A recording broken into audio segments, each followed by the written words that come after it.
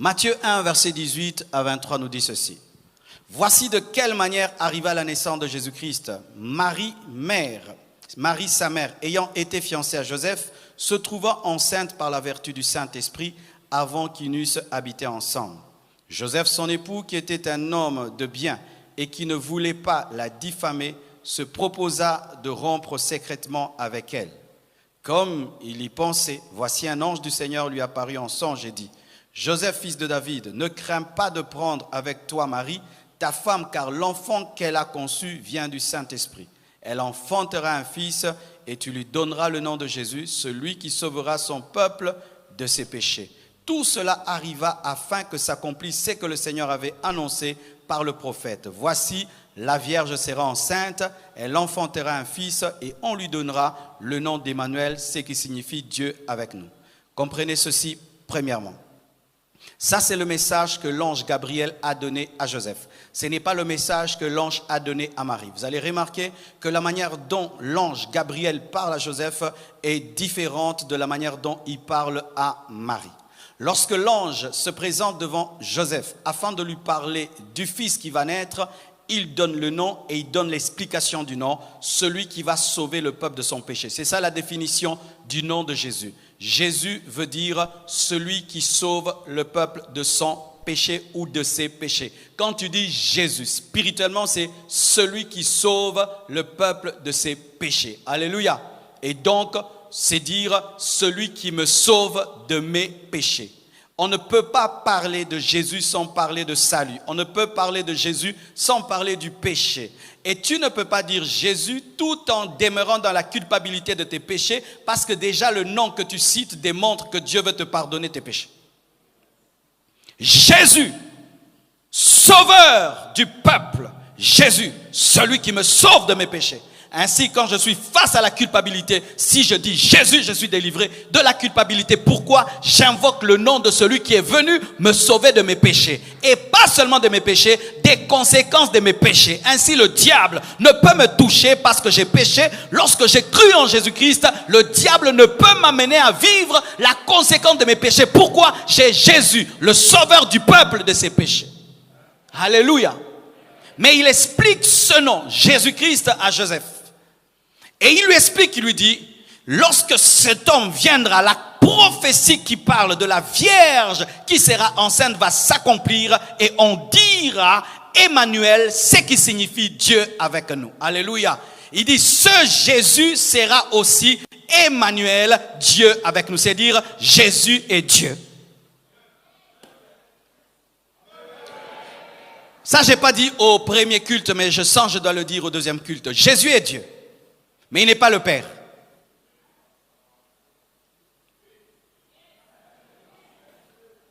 Voici, mes frères, l'explication. Nous, ici à la Compassion, nous croyons en la Trinité. C'est vrai, le terme Trinité n'est pas dans la Bible, c'est un terme théologique, mais la Trinité est une évidence biblique. La Bible nous présente le Fils de Dieu, le Père et le Saint-Esprit. Le Saint-Esprit est Dieu. Jésus est Dieu, le Père est Dieu. Et donc quand je dis que Jésus-Christ est Dieu, je ne dis pas qu'il est le Père, mais je dis qu'il est omniscient, omniprésent et omnipotent. Pourquoi? Tu ne peux pas être fils de Dieu sans être Dieu. Le fils du lion est un lion. Le fils du serpent est un serpent. Et le fils de Dieu est Dieu. Comment le fils d'un homme est un homme, mais le fils de Dieu ne peut pas être Dieu, il est Dieu. Et le fils d'un homme a la nature humaine et le fils de Dieu a la nature divine. Quelle est la nature divine? Omniscient, omniprésent, omnipotent. Mais ce n'est pas parce que je suis homme que je suis mon Père, mais je suis homme. Et ce n'est pas parce qu'il est Dieu, nature, qu'il est le Père. Parce que Dieu est une nature. Dieu n'est pas un nom. Comme homme est une nature, homme n'est pas un nom. Et Jésus est Dieu. Mais il n'est pas le Père. Le Père qui est un domaine d'hiérarchie, celui qui est en haut. Le Père envoie le Fils meurt, le Fils envoie le Saint-Esprit. C'est comme ça que la Trinité est organisée. Mais si tu veux comprendre la Trinité de manière humaine, ça va te faire très mal à la tête. Mais sache que dans la dimension divine, c'est très très possible. J'explique toujours la Trinité avec le corps de l'homme. Ton corps, c'est toi. Ton âme, c'est toi. Ton esprit, c'est toi. Ton esprit n'est pas ton âme n'est pas ton corps. Mon corps, c'est Marcelo. Mon âme, c'est Marcelo. Mon esprit, c'est Marcelo. Mais mon esprit n'est pas mon âme n'est pas mon corps. Le Père est Dieu, le Fils est Dieu, le Saint-Esprit est Dieu. Le Père n'est pas le Fils n'est pas le Saint-Esprit n'est pas le Père. Alléluia. Mais Jésus, on dit, il est Dieu. Pourquoi on dit Dieu parmi vous? C'est dire quoi? Le tabernacle de Dieu. Il y avait le tabernacle de Moïse. Il y avait le temple de Salomon. Il y avait le temple d'Hérode. Mais Jésus était le temple de Dieu qui marchait. C'est pourquoi nous aussi nous sommes le temple. Pourquoi? Parce que lorsqu'un tabernacle t'épouse, tu deviens un tabernacle. C'est pourquoi nous aussi, l'église, nous sommes appelés le temple de Dieu. Des tabernacles vivants. Des tabernacles qui parlent et qui marchent. Jésus sur la terre, c'était Dieu qui marchait sur la terre. Quelle grâce! Marcher sur la terre. Dieu marchait sur la terre. Waouh! Il marchait sur l'eau. C'est pourquoi quand il est mort, le soleil a caché son visage. C'était trop. La terre a tremblé. Parce que la terre était en avance dans la révélation plus que les hommes. Oui. La terre a tremblé, mais les hommes riaient. Le soleil s'est caché, les hommes voulaient voir sa nudité. La création tout entière attend avec un ardent désir la révélation des fils de Dieu. Oui, la terre. Alors l'ange explique maintenant à Joseph le nom de Jésus. Pourquoi? Parce qu'en Israël, tous les noms étaient significatifs. Lorsqu'on donnait le nom à un enfant, il était significatif. Nous aujourd'hui, tu regardes seulement un film, tu dis yo, okomi Django. Ah yo, pour tout trésor.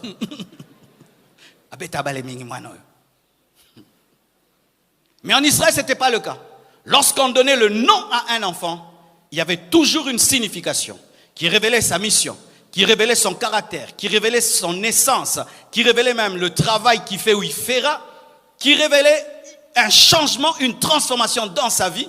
Comme Jacob en Israël, il y avait toujours un but, et il y avait toujours une signification, et Jésus-Christ n'a pas dérogé à cette règle. Son nom aussi avait une signification, c'était Yehoshua, qui veut dire sauveur. Mais vous devez savoir qu'en Israël, le nom Jésus n'a pas seulement été porté par le Fils de Dieu. Plusieurs Jésus ont précédé Jésus.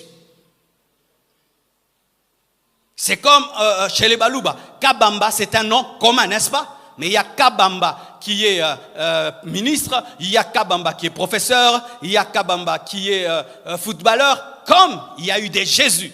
Il y a eu des Jésus qui aussi dans leur famille avaient un but de sauver, peut-être sauver de la famine, sauver de tels ennemis, mais il n'y avait pas Jésus-Christ. Lui, il est unique. Jésus-Christ de Nazareth, lui, il est unique. Jésus né de la Vierge Marie, lui, il est unique. Pourquoi? Celui-là est au-dessus des autres Jésus. Parce que eux, s'ils étaient des sauveurs des petites choses, lui donne la vie éternelle, lui donne l'éternité. Lui, c'est le sauveur. Alléluia. Donne-moi un amen que j'avance. Vous entendez des fois, on trompe les gens. Dans la Rose-Croix, dans la franc-maçonnerie, on leur parle aussi de Jésus. On leur dit non, tu peux prier, nous aussi nous avons Jésus, nous aussi nous croyons en Jésus. Ce n'est pas le Jésus de la Bible. Ce Jésus-là n'est pas le Jésus de la Bible. Avoir le nom Jésus, c'est pas que tu es mon Jésus. Parce qu'il y a aussi un footballeur qui s'appelle Marcelo, n'est-ce pas? Mais arrêtez. Oh, Moussoussou, Moussoussou, donne-moi un amen. Même le nom Josué, vous savez, Josué c'est aussi Jésus, n'est-ce pas? Yoshua. Mais lui, il a sauvé Israël de quoi? Seulement, il les a sortis du désert, les a fait traverser le Jourdain, et puis ils sont entrés en Canaan. Mais mon Jésus-Christ te prend des ténèbres à la lumière, te prend du pouvoir satanique du royaume de Dieu. Lui, il est différent. C'est pourquoi il y a un nom qui s'ajoute à son nom, ou un titre qui s'ajoute à Jésus-Christ. Christ, différence, particularité, unicité, il n'y a qu'un seul. Il y a plusieurs Jésus, mais il y a un seul Christ. Et quand on dit Jésus-Christ, on dit ce Jésus-là est particulier, il est unique. Lui, c'est un roi. Lui, c'est le roi. Lui, c'est le Messie. Lui, c'est le Fils de Dieu. Lui, c'est l'homme Dieu. C'est Dieu devenu homme. Lui, c'est le Dieu sauveur. Lui, c'est le sauveur Dieu. Lui, c'est le Fils du Dieu vivant. Alléluia. Oh, j'aime ce que je te prêche. Oh, j'aime ce que je te prêche. C'est pourquoi lorsque maintenant l'ange va voir Marie, il donne ce message qui précise pas seulement le nom de Jésus-Christ, mais aussi la dimension christique de Jésus. Voyez, Luc 1, versets 30 à 35. Luc 1, oui, ok. L'ange lui dit, ne crains point Marie, car tu as trouvé grâce devant Dieu. J'aime la Bible, gardez-moi ce verset. Lisez avec moi. L'ange lui dit, on peut y aller? Ne crains point. Donc Marie aussi avait peur des l'ange. Marie avait peur des l'ange. Comment je veux prier quelqu'un qui a peur des l'ange?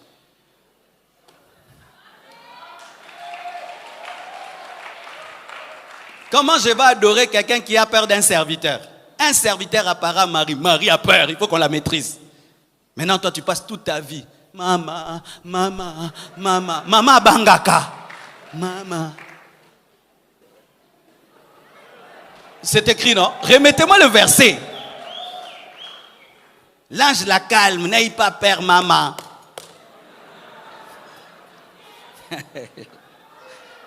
Est-ce que c'est moi qui le dis? Écoutez maintenant. Car tu as trouvé grâce devant Dieu. Grâce, dites grâce. Quelle est la définition de la grâce? Une faveur imméritée. Elle n'a pas mérité. Mais Jésus est digne. Quand on parle de Marie, on dit grâce. Quand on parle de Jésus, on dit digne. Digne est l'agneau de recevoir l'honneur, la gloire, la puissance. Mais quand on parle de Marie, on dit grâce. On ne prie pas Marie, on n'adore pas Marie parce qu'elle a reçu grâce. Mais on adore Jésus parce qu'il est digne de recevoir le nom qui est élevé au-dessus de tout autre nom. Pourquoi? Il est digne. Donne-moi la main que je te parle. Si vous remarquez dans la vie de Jésus, on disait digne. Pourquoi? Il a payé le prix. Marie a payé quel prix pour engendrer Jésus? Elle a fait quoi pour engendrer Jésus? Est-ce qu'elle était la seule vierge d'Israël? Elle était la seule belle femme d'Israël? Elle était la seule juive d'Israël? Elle était la seule vierge de la tribu de Lévi? Ngolou.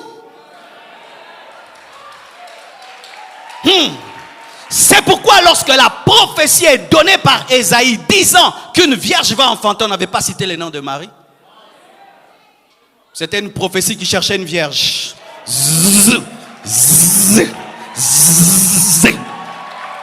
Et bien, ça va. Faites la grâce. Allez, Gabriel, j'ai des seins ici.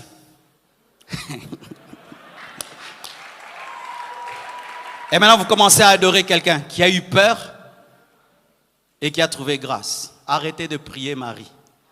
La caméra, c'est par ici. Arrêtez de prier Marie. Arrêtez d'adorer Marie. Elle a trouvé grâce. Respectez-la comme vous respectez Paul, Pierre, Pasteur Marcelo. Mais arrêtez-vous là.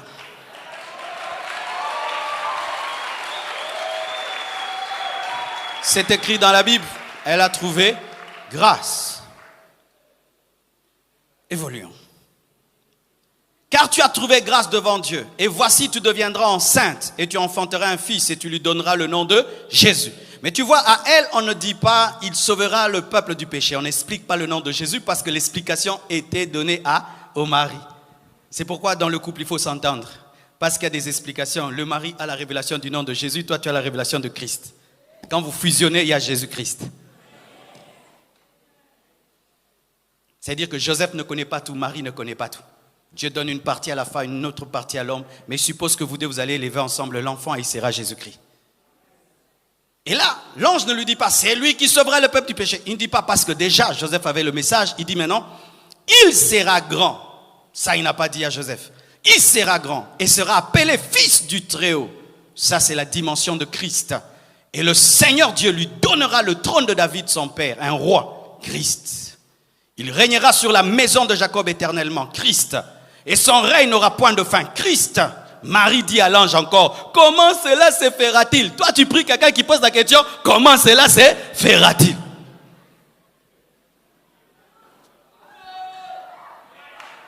Ayébité! Tu confies ta vie à quelqu'un qui dit comment cela se fera pile.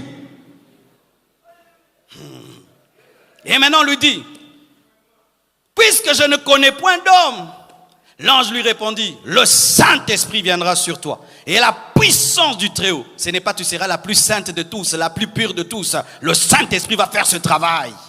Et la puissance du Très-Haut te couvrira de son ombre. C'est pourquoi le saint enfant qui naîtra de toi sera appelé Fils de Dieu, Christ. L'ange explique Christ à Marie. L'ange explique Jésus à Joseph. Et voyez maintenant Jésus. Pour ceux qui ne savent pas, mes frères, pourquoi Jésus-Christ a été tué? Jésus-Christ a été tué pas parce qu'il s'est appelé Jésus. Il a été tué parce qu'il s'est appelé Jésus-Christ. Quand il a confirmé qu'il était le Christ, c'est alors que les problèmes sont venus. Tu sais pourquoi tu n'as pas de problème dans la vie? Tu n'as pas encore confirmé toute ta dimension. Il y a des gens qui s'entendent et qui te tolèrent parce que tu n'as pas encore révélé tout ce que tu es. Le jour que tu vas commencer à révéler toute ta connaissance, toute ta dimension, il y a des gens qui vont chercher à te faire du mal. Ah oui mes frères, c'est pourquoi ne révèle pas tout, mais finis un jour par révéler. C'est écrit d'ailleurs, c'est écrit. Matthieu 16, versets 13 à 20, la Bible dit ceci. Jésus étant arrivé dans le territoire de Césarée de Philippe, demanda à ses disciples, qui dit-on que je suis, moi le Fils de l'homme? Ils répondirent, les uns disent que tu es Jean-Baptiste, les autres Élie, les autres Jérémie, ou l'un des prophètes. Et vous, leur dit-il, qui dites-vous que je suis? Simon-Pierre, le courageux, répondit, tu es le Christ, le Fils du Dieu vivant. Il explique directement que tu es le Christ, le Fils du Dieu vivant. C'est-à-dire quoi? Tu ne peux pas être Christ sans être fils de Dieu. Si tu es Christ, tu dois être fils de Dieu. Et vous voyez, l'ange avait expliqué à Marie que ce sera le Fils de Dieu, Christ. Donc si tu es Christ, tu es le Fils de Dieu. Et si tu es Fils de Dieu, tu es Dieu. Donc tu es Dieu fait homme. Donne-moi la main, je vais t'expliquer un peu. Ça paraît banal, hein, parce que nous le lisons. Imagine que tu es dans un quartier avec un de tes amis. Il a ton âge. Vous jouez des fois avec le football, des fois vous allez ensemble faire la menuiserie. Et puis un jour, il te dit que tu me vois là, je suis Dieu. Mais il faut respecter Pierre. Hein? Donc voisin quartier, le Le voisin du quartier lui dit que je suis Dieu, comme tu me vois là. Je suis Dieu fait homme, moi, comme tu me vois. Et Pierre le croit. C'est pourquoi il faut respecter les apôtres. Hein. Nous, aujourd'hui, nous voyons les miracles, les prodiges et tout ce que Jésus-Christ a fait. Mais eux, c'était le voisin du quartier. Autant Molane pe à Toki. Et moi, Lumbi Penzoto.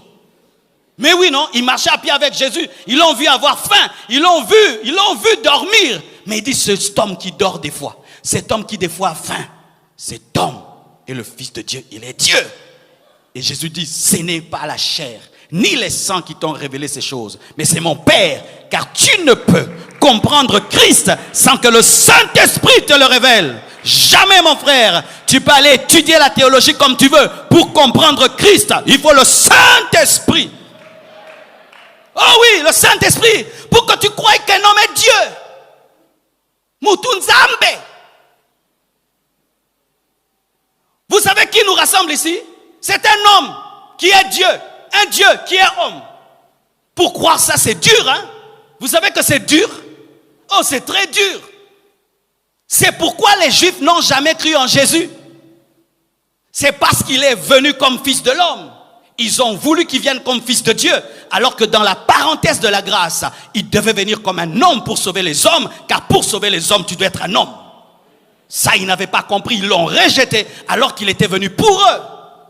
Et maintenant, lorsqu'ils ont compris qu'il est le Christ, écoutez maintenant la dernière parole de Jésus dit ceci, alors il leur recommanda aux disciples de ne dire à personne qu'il était le Christ. Pourquoi? C'était dangereux. C'était dangereux qu'on sache qu'il était le Christ. Jusqu'à ce qu'à la fin de son ministère maintenant, lui-même le confirme au Sanhédrin. Matthieu 26, versets 63 à 65. Écoutez ceci. Pourquoi on a tué Jésus? Matthieu 26, 63 à 65, la Bible dit. Jésus garda le silence. Et le souverain sacrificateur, prenant la parole, lui dit, je t'adjure par le Dieu vivant de nous dire si tu es le Christ. Il n'avait pas un problème avec Jésus. Il savait déjà qu'il s'appelait Jésus. Il savait qu'on l'appelait déjà maître. Il savait qu'on l'appelait prophète. Il pouvait tolérer ça. Mais, dis-nous si toi, Jésus, tu n'es pas seulement le fils d'un charpentier. Tu n'es pas seulement un enseignant, un faiseur de miracles, mais tu es le Christ, virgule, le Fils de Dieu. Donc, dis-nous si toi, fils de Marie, tu es fils de Dieu. Dis-nous. Et écoutez la réponse de Jésus. Jésus lui répondit, tu l'as dit. Olobiango. C'est sorti de ta bouche. Tu l'as dit. Et maintenant il ajoute, il dit de plus, je vous le déclare, vous verrez désormais le Fils de l'homme assis à la droite de la puissance de Dieu et venant sur les nuées du ciel. Alors le souverain sacrificateur déchira ses vêtements disant, il a blasphémé, il n'a pas blasphémé, il a dit une vérité que tu ne peux comprendre parce que tu n'as pas le Saint-Esprit.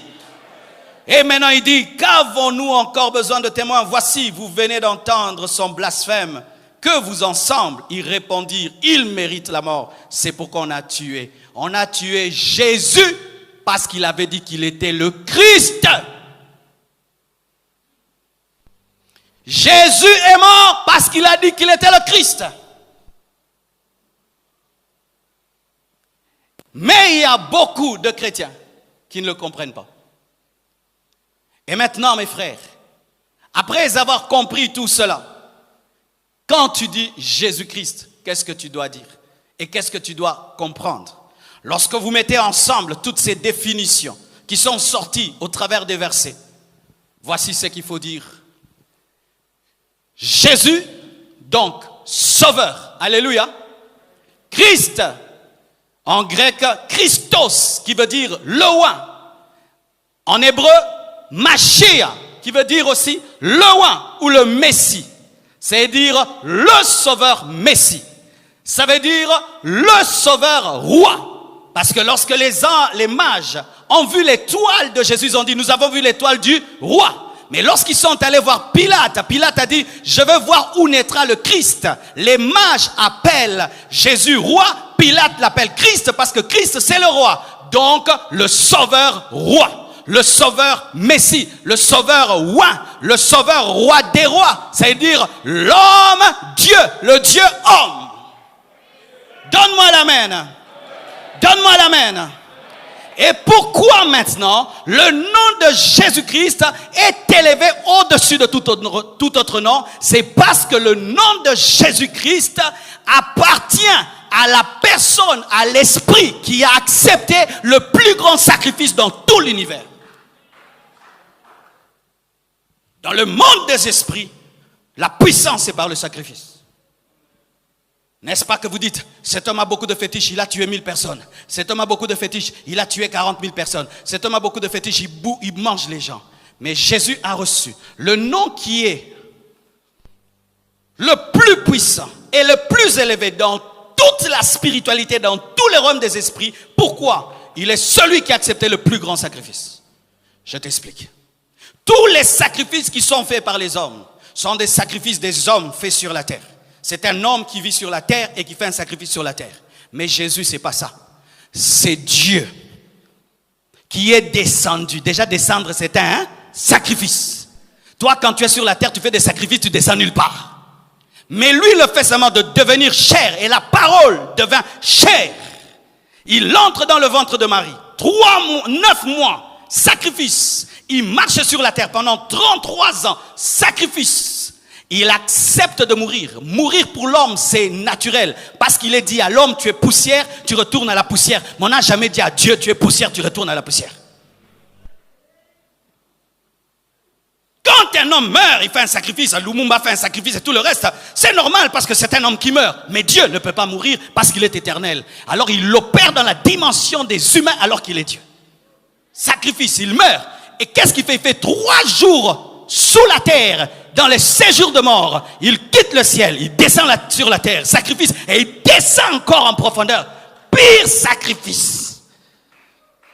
Et il se charge de tes péchés alors qu'il n'a jamais péché. C'est pourquoi lorsqu'il remonte, quand il remonte, c'est comme quand tu utilises un tremplin, plus le tremplin descend, plus la montée est grande. Et Jésus a utilisé le tremplin qui fait descendre le plus bas, parce que c'est l'a pris du ciel, pas sur la terre, mais sous la terre. C'est pourquoi quand il remonte avec une louange. Dieu t'a donné le nom qui est élevé au-dessus de tout autre nom. Enfin qu'en ton nom, tout genou fléchisse et toute langue confesse que tu es Seigneur, à la gloire de Dieu le Père. Sur la terre, il est Seigneur. Sous la terre, il est Seigneur. Au ciel, il est Seigneur. Les anges disent, il est Seigneur. Les hommes disent, il est Seigneur. Les mamies wata disent aussi, il est Seigneur. Donne-moi un amen. Donne-moi un amen. C'est pourquoi le diable ne peut rien faire face à Jésus. Lorsqu'il s'approche, Dieu lui dit, quel est ton sacrifice? Tu es déjà mort? Non, ne bibiloranaté. Tu as déjà versé ton sang? Je ne connais pas. Tu ne peux te tenir devant moi. C'est que j'ai accepté trop grand. Et toi, tu ne peux le faire. C'est pourquoi regarde ta maladie et regarde le sang de Jésus. Ta maladie devient petite. Regarde ta maladie, regarde le nom de Jésus, ta maladie devient petite. Regarde tes problèmes financiers et regarde le nom de Jésus, ça devient petit. Regarde tes défis et regarde le nom de Jésus, ça devient petit. Regarde toutes ces situations grandes et regarde le nom de Jésus, ça devient petite. Le nom de Jésus est élevé au ciel. Tous les anges se soumettent, les démons se soumettent. Même Satan, lorsqu'il entend le nom de Jésus, il se prosterne. S'il est là, il est prosterné. Vous savez ça? Oh, donne-moi un amen. Pendant que je prêche, si le diable a commis l'erreur de venir dans ce culte, il est déjà prosterné. Il est prosterné. Parce qu'on a dit tout genou. On n'a pas dit certains genoux. Pas les genoux de celui qui veut. Tout genou. Tout genou. Les genoux du sorcier, genoux. Les genoux des démons, genoux. Genoux de la maladie, genoux. Genoux de la malédiction, genoux. Genoux de l'ennemi, genoux. Olingi, genoux. Olingite, genoux. Donne-moi la main. Un jour, il y avait une réunion des sorciers. Et un jeune sorcier a levé la main. Il a dit, nous avons des problèmes. Et Satan dit, parle. Et il dit, nous avons des problèmes quand nous allons attaquer. Il y a certaines personnes là-bas. Quand ils disent un nom là, nous ne savons plus rien faire. Nous nous retrouvons à genoux. Il dit quoi? Ils disent quoi? Ils disent non, Jésus. Quand ça me dit Jésus, Satan, tout le monde, tous les généraux, par terre prosternés. Et Satan dit, petit, ne dis jamais plus ce nom ici. Oh mes frères, le royaume des ténèbres ne peut rien devant le nom de Jésus. Vous savez pourquoi? Parce que lorsque tu dis au nom de Jésus, ce n'est pas un nom que tu invoques, c'est une personne que tu invoques. Et donc quand je dis Jésus, Jésus lui-même, le roi des rois, le lion de la tribu de Juda, entre dans ma situation, il entre dans ma guerre, il entre dans mon combat. Le nom de Jésus-Christ n'est pas un nom magique.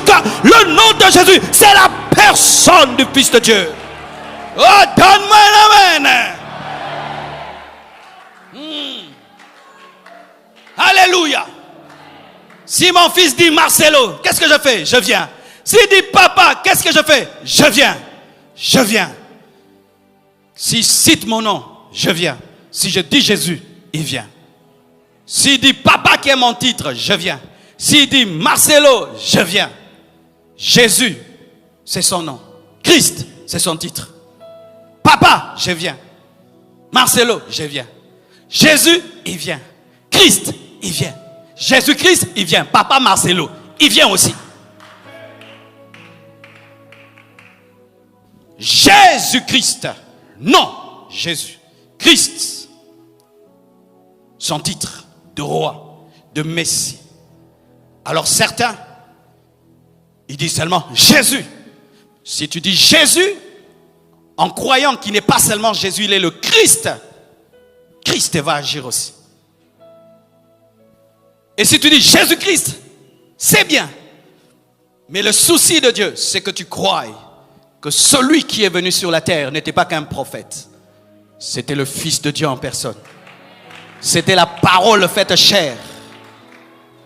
Et lorsque tu l'invoques, mon frère, sois sérieux. Sois sérieux. Tu sais, quand tu veux signer un grand chèque, tu t'assieds bien et tu signes bien. Tu écris bien le nom pour qu'il n'y ait pas de confusion au niveau de la banque. Et quand tu pries, prie bien. Au nom de Jésus-Christ, je déclare et je confesse que toute arme forgée contre toi est nulle et sans effet. Et cela arrive. Pourquoi? Le nom de Jésus-Christ ouvre la porte de la protection et du salut. Quiconque invoquera le nom de Jésus sera sauvé. Alors certains, ils disent, il ne faut pas dire Jésus-Christ, il faut dire Yehoshua Mashiach. En hébreu. Mais moi, je crois ceci. Que tu dises Yehoshua Mashiach ou Jésus-Christ, il n'y a pas de problème. L'essentiel, c'est ta foi.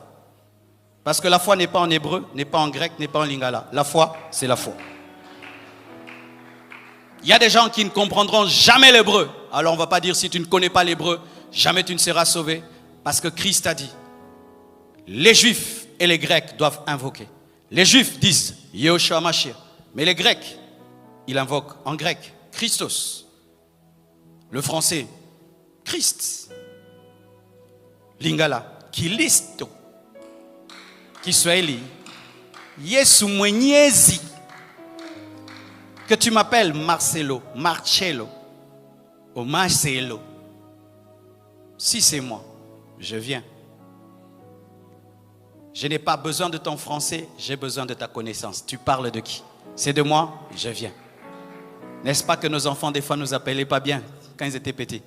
Papa Machecho, tu sais que c'est moi, tu viens. Alors ne tombons pas dans les débats théologiques aujourd'hui. Ou Yehoshua Mashiach, Jésus-Christ, c'est un débat inutile. Nous avons besoin d'efficacité et de foi. Que Dieu vous bénisse abondamment.